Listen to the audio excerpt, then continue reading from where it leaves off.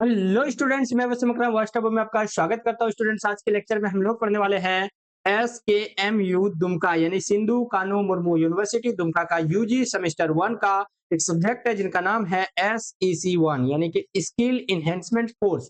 इसी में सब्जेक्ट पढ़ता है। सब्जेक्ट का नाम है introduction to computer and IT. क्या है? Introduction to computer and IT. उसका एक चैप्टर हम लोग पढ़ने वाले हैं जिनका नाम है इंट्रोडक्शन टू एमएस ऑफिस। यानी कि आज के लेक्चर में हम लोग एमएस ऑफिस के बारे में पढ़ेंगे। एमएस ऑफिस आपने नाम सुन रखा होगा, इन्हीं के बारे में हम लोग पढ़ेंगे। और मैं आपको बता दूं कि हमारा जो एसईसी का जो पेपर होता है यानी कि कंप्यूटर का जो पेपर है वो ऑब्जेक्टिव मोड में होने वाला है। इसीलिए आज के लेक्चर में शुरू में क्या करेंगे, हम लोग थ्योरी को अच्छे तरीके से समझेंगे और थ्योरी समझने के बाद फिर हम लोग क्या करेंगे, नेक्स्ट लेक्चर में इसी का ऑब्जेक्टिव करेंगे ताकि आपका कॉन्सेप्ट क्लियर हो सके।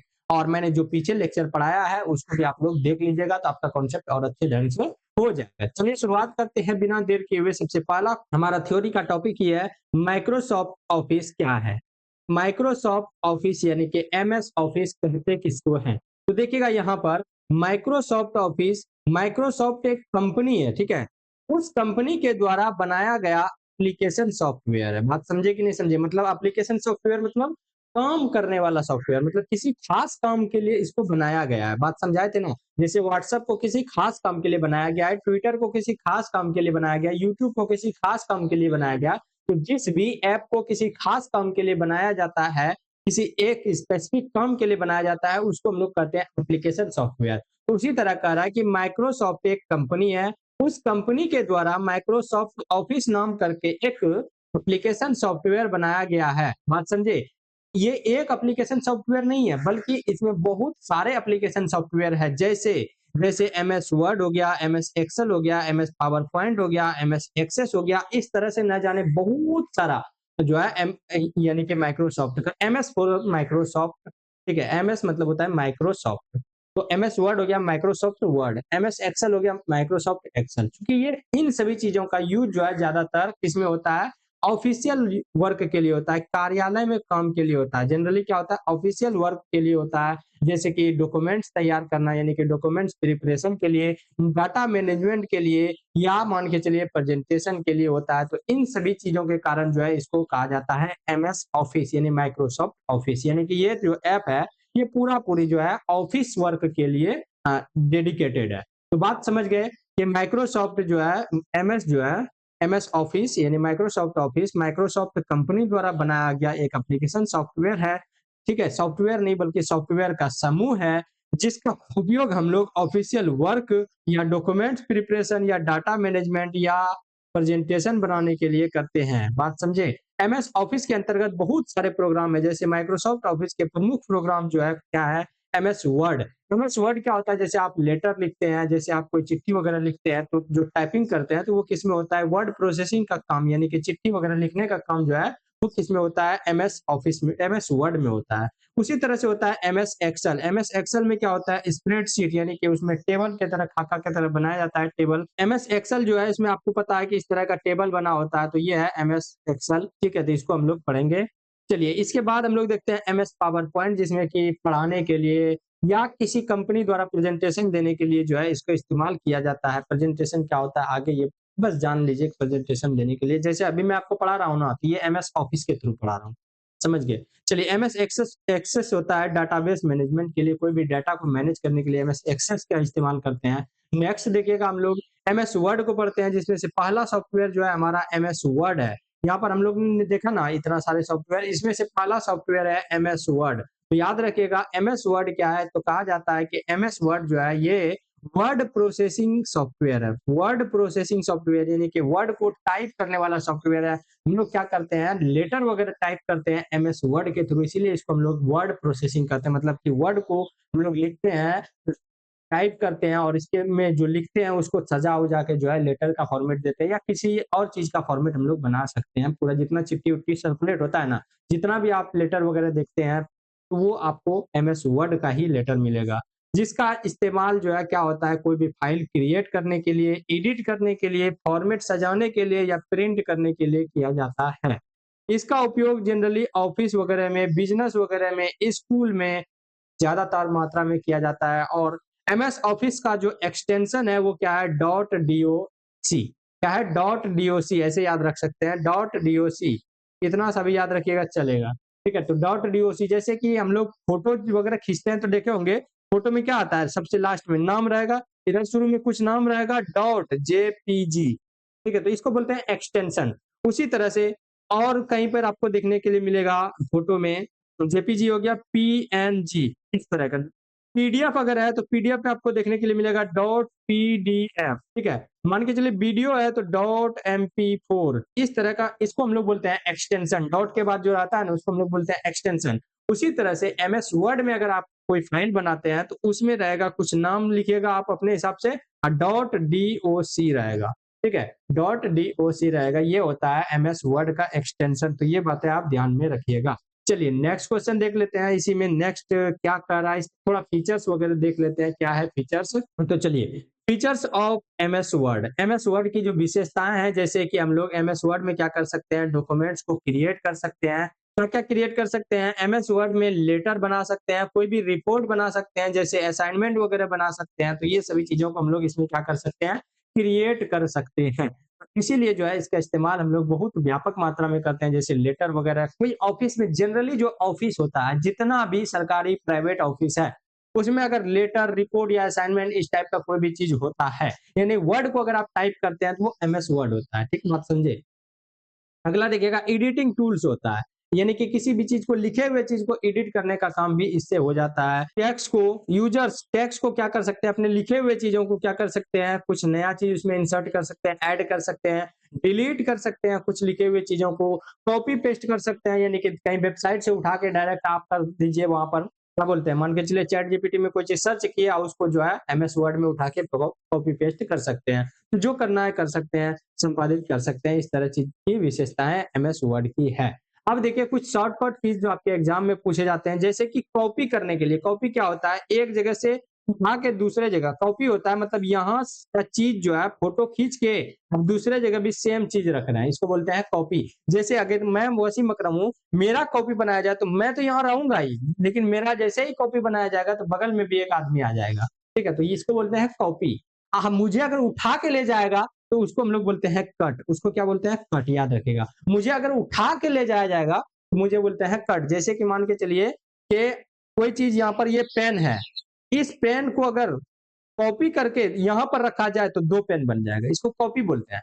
इस पेन को उठा के यहाँ से यहाँ लेते जाया जाए, ठीक है, तो इसको बोलते हैं कट। क्यों, क्योंकि अब मेरा यहाँ पर कुछ नहीं बचा। बात समझे कि नहीं समझे। तो कॉपी और कट में आपको अंतर पता चल गया। तो कॉपी करने के लिए सिंबल जो होता है यूज करते हैं हम लोग, वो यूज करते हैं कंट्रोल+C। ध्यान रखिएगा, कंट्रोल, CTRL को हम लोग बोलते हैं कंट्रोल। एक बटन होता है कोना में, ठीक है, तो कोना में एक बटन होता है कंट्रोल।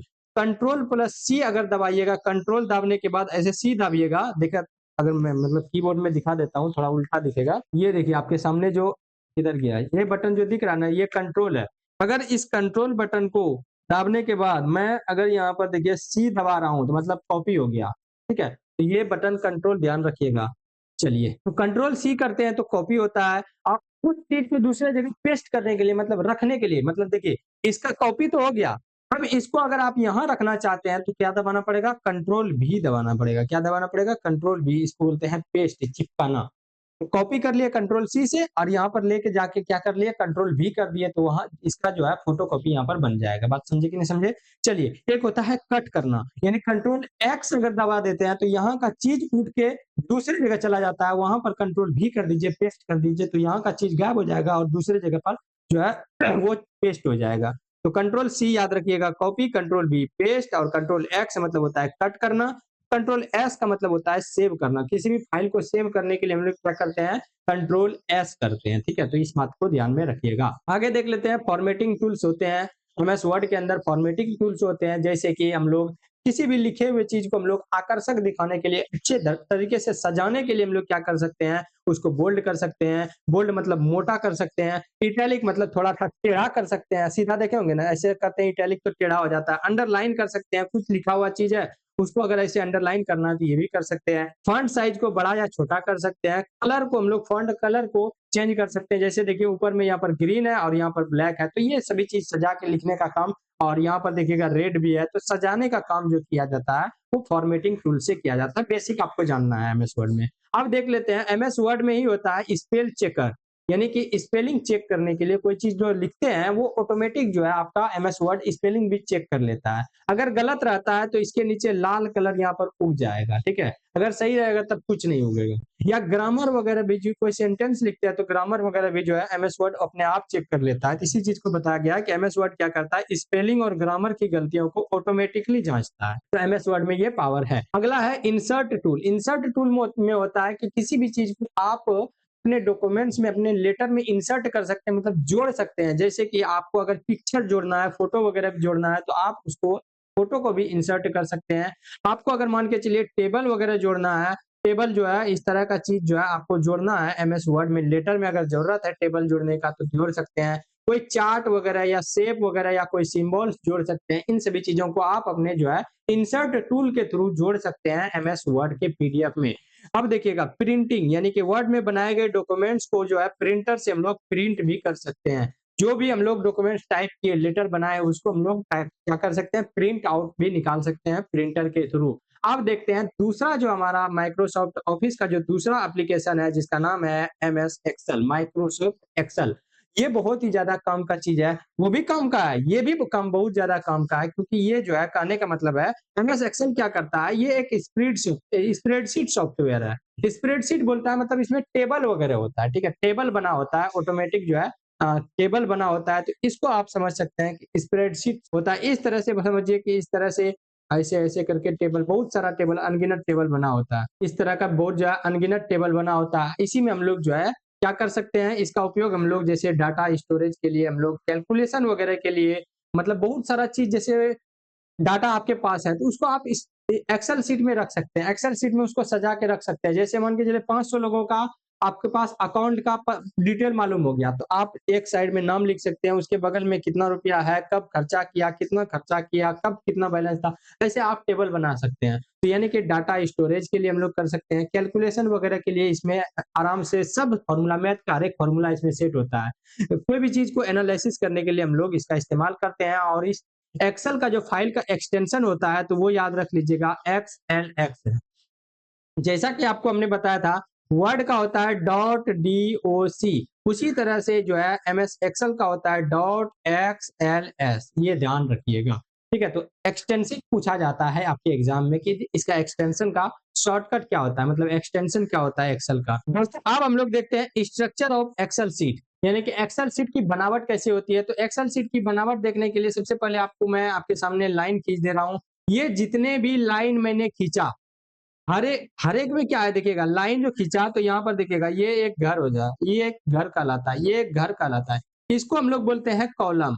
देखिए मैंने जितना भी मार्क किया, ये क्या है, कॉलम 1 है, कॉलम 1 है, ये क्या है, कॉलम 2, ये कॉलम 3, ये कॉलम 4, ये कॉलम 5, इस तरह से चलते जाएगा। अनगिनत कॉलम होते हैं एमएस एक्सेल में, ठीक है। तो अनगिनत कॉलम होता है, जो खड़ी लाइन होती है ना तो उसको हम लोग कॉलम कहते हैं। और वहीं अगर आपके सामने लेटी हुई लाइन ऐसे दिखे तो लेटी हुई जो लाइन है इसको हम लोग रो कहते हैं। क्या कहते हैं, रो कहते हैं। जैसे कि ये हो गया रो 1, रो 2, इसी तरह से और जाएंगे तो रो 3, रो 4, इस तरह से अनगिनत रो होते हैं। रो और कॉलम जो है अनगिनत मात्रा में होते हैं। तो इसी से मिलकर के पूरा एक्सेल सीट इसी तरह से देखने के लिए आपको मिलेगा। इसीलिए कहा जाता है कि पूरा जो एक्सेल सीट है वो क्या है, रो एंड कॉलम से मिलकर के बना होता है। यानी कि जो खड़ी लाइन है उसको हम लोग बोलते हैं column, column 1, column 2, column 3, column 4।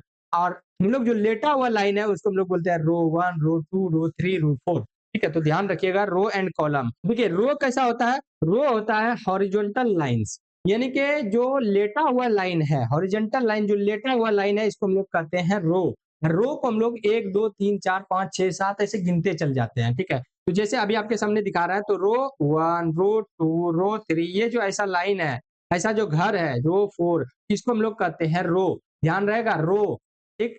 चलिए अब देख लेते हैं आगे कॉलम। कॉलम किसको कहते हैं, तो वर्टिकल जो लाइन, खड़ी वाली लाइन जो है ना इसको हम लोग कॉलम कहते हैं। तो कॉलम को हम लोग ABCDEFG इस तरह से दिखाते हैं। तो याद रखिएगा ABCDEFG, ऐसे चलते रहता है। मान के चलिए जेड हो गया, खत्म हो गया, फिर ए स्टार्ट हो जाता है, ए बी स्टार्ट हो जाता है, ए सी स्टार्ट हो जाता है, इस तरह से फिर चलता रहेगा, ऐसे चलते रहता है जिंदगी भर, ठीक है। मान के चलिए ए जेड हो गया तो फिर बी ऐसे चलते रहता है। तो सीट याद रखिएगा बहुत ही लंबा चौड़ा होता है, इसमें स्प्रेडशीट में कॉलम बहुत ज्यादा होते हैं, रो बहुत ज्यादा होते हैं। देखिए जहां रो और कॉलम मिलते हैं उसको सेल कहते हैं। अब रो और कॉलम कहाँ मिल गया, इधर से है रो, लाल पेन ले लेता हूँ, इधर से है रो, ठीक है, और ऊपर से नीचे हो गया कॉलम, तो ये जो मिला इसको हम लोग कहते हैं सेल। क्या कहते हैं, इसको हम लोग कहते हैं सेल, यानी याद रख लीजिएगा इसको कहते हैं सेल। ये जो रो और कॉलम मिलके घर जो बना इसको हम लोग कहते हैं सेल। और सेल को हम लोग देखिए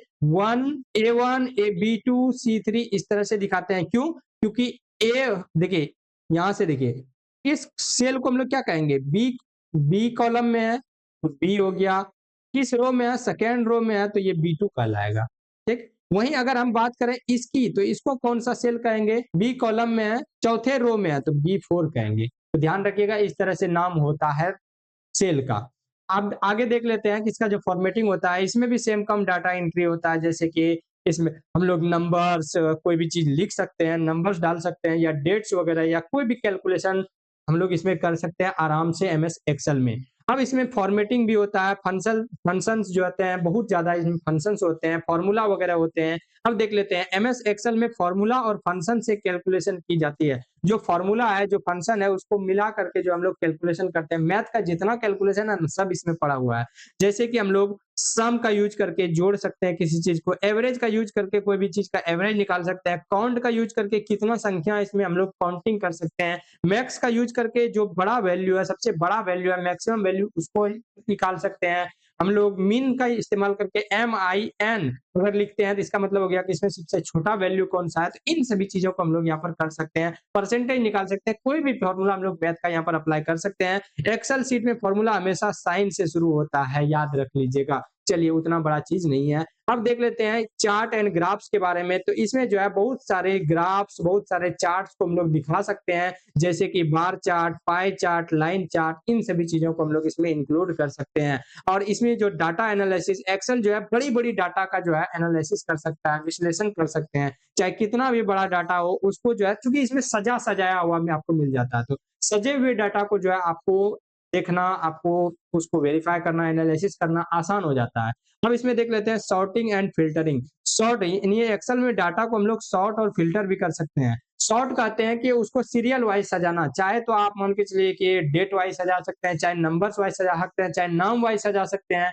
मान के चलिए 10 लड़का है, 10 का नाम जो है किसी का ए से स्टार्ट होता है, किसी का बी से स्टार्ट होता है। आप चाहते हैं कि नहीं ए वाला एक जगह आ जाए, तो आपका जो है ए वाला जो है आप उसको सॉर्टिंग कर सकते हैं, ए वाला एक जगह आ जाएगा, बी वाला एक जगह आ जाएगा, जैसा आप सजाना चाहते हैं तो सॉर्ट कर सकते हैं। फिल्टर क्या होता है कि मान के चलिए जितना डाटा आपको चाहिए, मान के चलिए कि कोई शर्ट खरीदा, कोई पैंट खरीदा, कोई जो है चश्मा खरीदा, लेकिन आपको डाटा चाहिए कि चश्मा खरीदने वाला कितना है, तो आप क्या कीजिए फिल्टर में चश्मा डाल दीजिए। तो कहने का मतलब है कि जितना चश्मा खरीदने वाला है सिर्फ उसी का नाम आपको दिखाई देगा। तो फिल्टर करके जो है आसानी से डाटा को एनालिसिस कर सकते हैं। अगला है एमएस पावर पॉइंट, यानी कि तीसरा जो सॉफ्टवेयर है हमारा पावर पॉइंट, उसके बारे में देख लेते हैं। पावर पॉइंट क्या है, ये भी माइक्रोसॉफ्ट ऑफिस का एक सॉफ्टवेयर है। कैसे सॉफ्टवेयर है, ये प्रेजेंटेशन सॉफ्टवेयर है। इसमें हम लोग क्या कर सकते हैं, प्रेजेंटेशन बना सकते हैं पढ़ाने के लिए, या किसी बड़ी बड़ी कंपनी में किसी को समझाने के लिए जो है हम लोग प्रेजेंटेशन बनाते हैं। एनिमेशन के थ्रू जो है इसमें प्रेजेंटेशन बनाते हैं, जैसे कि बड़े बड़े मीटिंग में जो है इसका इस्तेमाल होता है, लेक्चर वगैरह।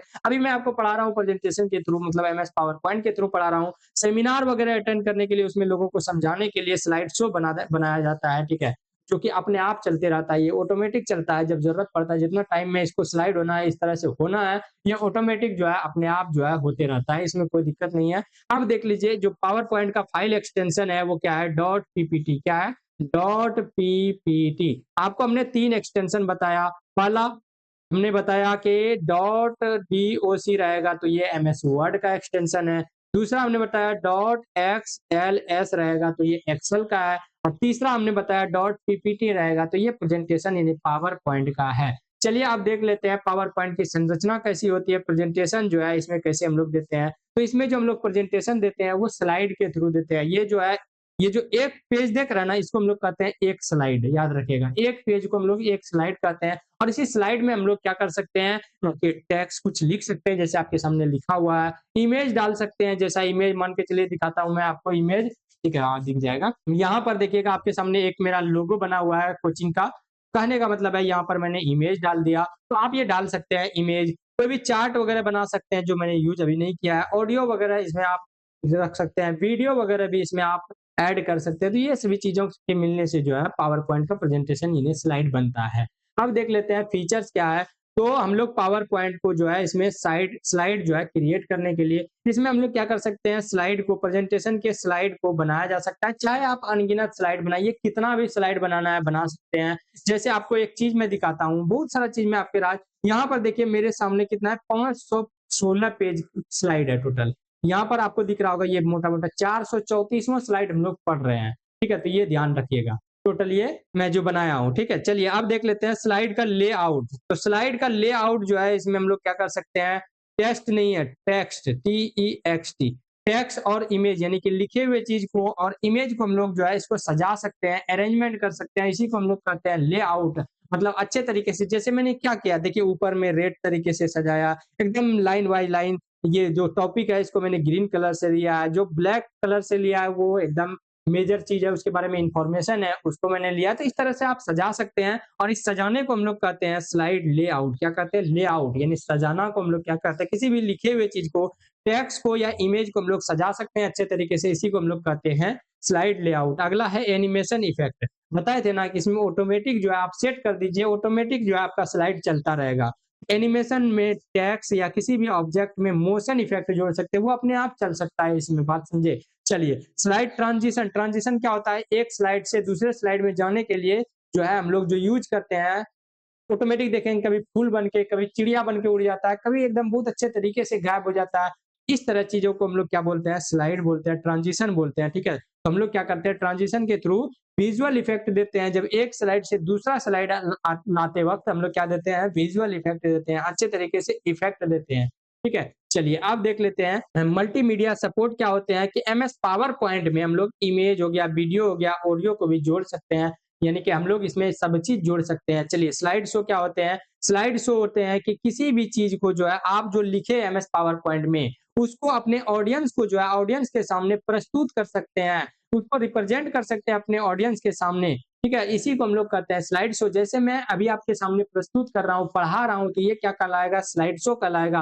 और कंप्यूटर में स्लाइड शो को ऑन करने के लिए जो है F5 एक बटन होता है, ऊपर की तरफ F5 एक बटन होता है, उसको दबा दीजिएगा तो आपका स्लाइड शो जो है वो ऑन हो जाएगा। बात समझे कि नहीं समझे। अब देख लेते हैं कि importance of MS Word, MS Excel and MS PowerPoint, यानी कि पावर पॉइंट का, एक्सेल का या MS वर्ड का इस्तेमाल हम लोग कहाँ-कहाँ करते हैं। कई क्षेत्र में इस्तेमाल कर सकते हैं, जैसे शिक्षा के क्षेत्र में जनरली जो है MS वर्ड हो गया और MS पावर पॉइंट का इस्तेमाल करते हैं। टीचर वगैरह अपना डेटा उटा बनाने के लिए जो है MS एक्सेल शीट का इस्तेमाल कर सकता है। बिजनेस वगैरह में ज्यादातर जो है इन तीनों का इस्तेमाल होता है, क्योंकि मान के चलिए लेटर लिखना हो, कोई एनालिसिस करना हो डाटा का, या मान के चलिए प्रेजेंटेशन देना हो, इन तीनों का इस्तेमाल कर सकते हैं। बैंक में भी इन तीनों का इस्तेमाल बहुत ज्यादा होता है। किसी भी सरकारी जो कार्यालय ऑफिस होते हैं उनमें जो है, गवर्नमेंट ऑफिस, उनमें भी जो है इन तीनों का इस्तेमाल बहुत ज्यादा होता है। और रिसर्च वगैरह के फील्ड में जो है इन तीनों का इस्तेमाल बहुत ज्यादा मात्रा में होता है। तो दोस्तों यहाँ तक जो है हमारा वीडियो जो है कंप्लीट हो गया थ्योरी का। अब हम लोग नेक्स्ट वीडियो में लाएंगे और इसी टॉपिक से रिलेटेड ऑब्जेक्टिव रहेगा, जिससे आपका कॉन्सेप्ट पूरी तरह से क्लियर हो जाएगा, क्योंकि हम लेकर के आते हैं एक थ्योरी और एक ऑब्जेक्टिव उसके बाद। क्योंकि थ्योरी जब तक नहीं पढ़िएगा तो ऑब्जेक्टिव बनाने का मजा ही नहीं ले पाइएगा। ठीक है, तो फिर मिलेंगे हम लोग नेक्स्ट वीडियो में।